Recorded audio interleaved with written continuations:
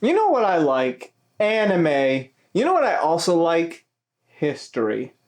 And there's one thing I can say about anime and history coming together. You know what that is? Is it him? No, clone number one. But I will tell you this, folks. I guess you could say it has a dark theme to it, and that would be...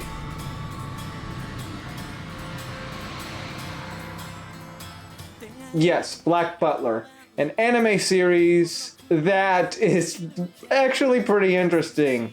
It is set in a historical time, but in a different country. And on top of that, you also have a pretty badass character that serves a kid. It's an anime that, at first when I saw, I was kind of like, this is a kind of okay. It feels like a slice of life sort of deal business and all that when I first watched it with Sin's Corner. But the older I got, I gave it another chance. And I watched it from beginning to end this time, and I'm like, this is actually dang good. Now I'm here to share with you whether or not it is worth your time or not. Let's go. It seems you haven't found any major clues yet. We at Scotland Yard are more than capable of handling this case, I assure you. There's no need for you to interfere. Splendid. The story is about a boy who lost his family, his mom and dad, and has gone through hell basically. However, he makes a pact with a demon to get revenge on those who destroyed his life. And thus, the story begins. The first episode is basically him running a business and some guy wanting to fraudulently acquire more money from CL. Though it doesn't work out for this guy. Yeah. However, the story gets interesting even if we get some slice of life content. Most of the slice of life things with CL, who is this kid that's got a fortune basically because his family's pretty rich.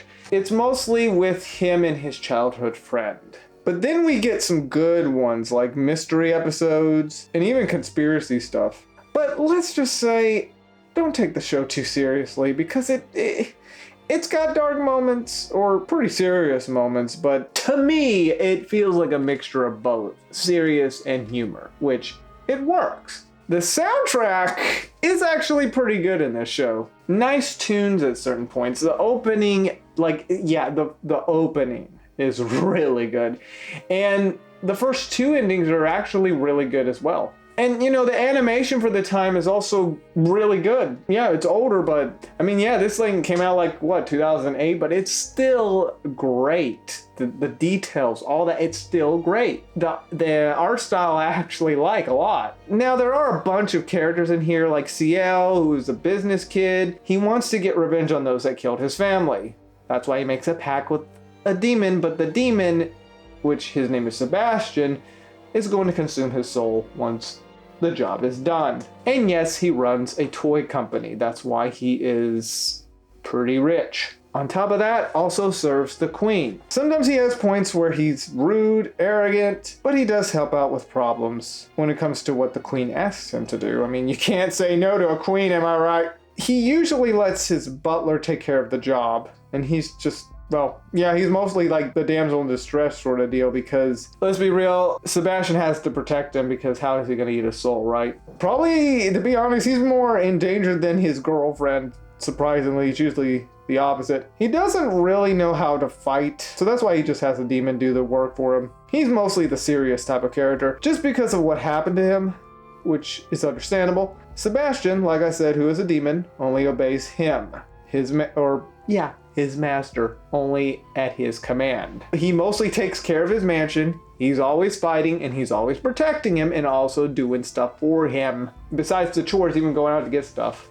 And on top of that, he also has to deal with the members of the household because of their messes that they make.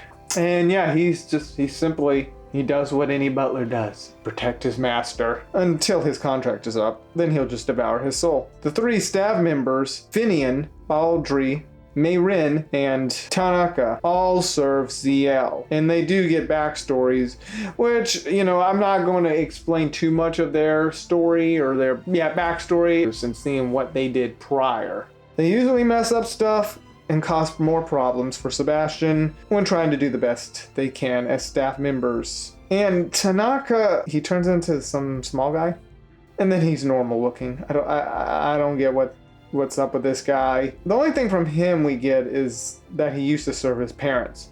Elizabeth is the childhood friend of CL, and she cares much for him. She's very cheery. She also tries to make CL happy.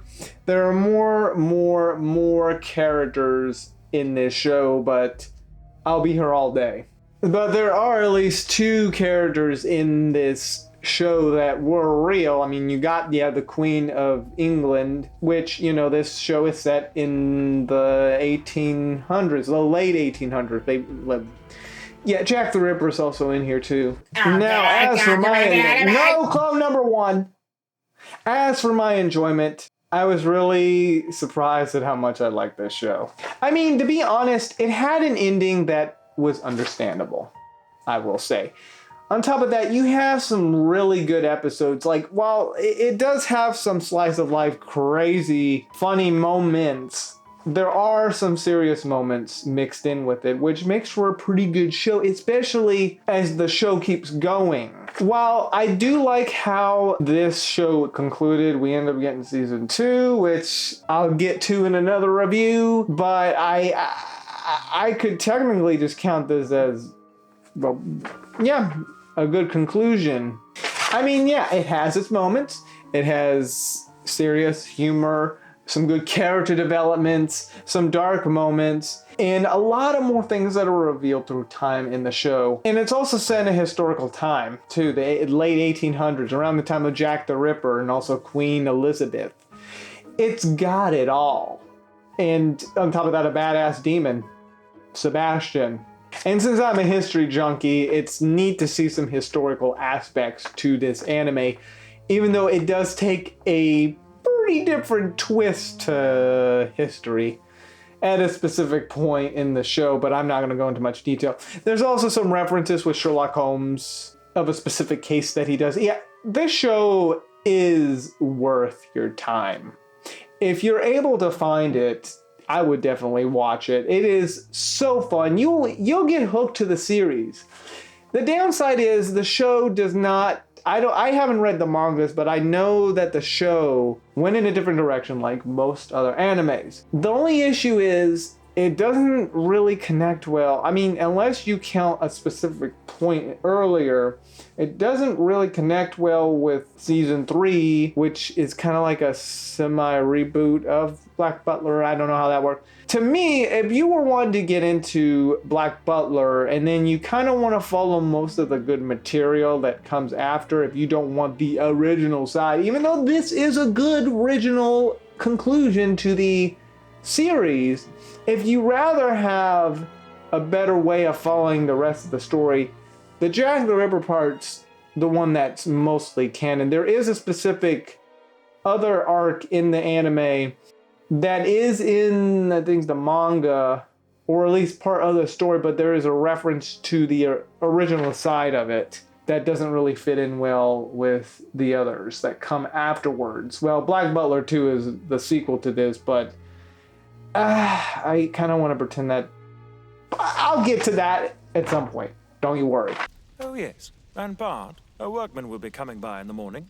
When he arrives, kindly let him know we'll be needing our oven thoroughly cleaned. Huh? The oven? But yeah, I think it's worth your time. You'll have a blast. I mean, if you like animes that are set in a different country, like, Michigo and Hachin, this is another one that's set in England during the Victoria era of the 1880s. And on top of that, it's, kind of like also Hellsing, where Hellsing's set in Britain as well. You got a master, you got kind of a demonic character that obeys only the master. If you like that, you'll like Black Butler. It is a very fun time. You will enjoy this show. Well, this is Arturelia signing off. Anyways, peace. Nice, that's nice, really nice. Well, where am I? Where? Sebastian. I must ask our guest to mind his manners. Common courtesy dictates that you carry on a conversation with the person next to you. No, one's next to me, honestly! How am I supposed to talk to them when they're sitting so far away?